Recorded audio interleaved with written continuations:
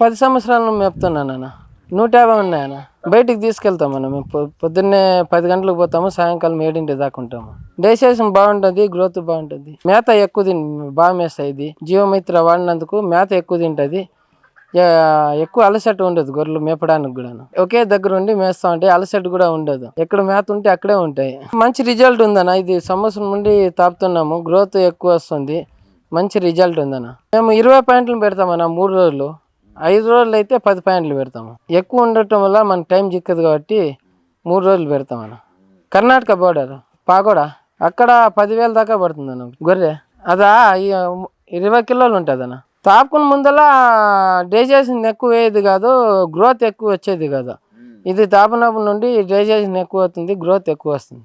3 కేజీలు ఎక్కువ పెరుగుతుంది అన్న. తాపన ముందు కన్నా 3 కేజీలు ఎక్కువ పెరుగుతుంది. తాపనాక తొందరగా అమ్ముకోనకు ఉంటుంది. గ్రోత్ మస్తు ఉంటుంది అన్న, బాగుంటుంది గ్రోత్. వాడుకోవచ్చు అన్న, నెంబర్ 1.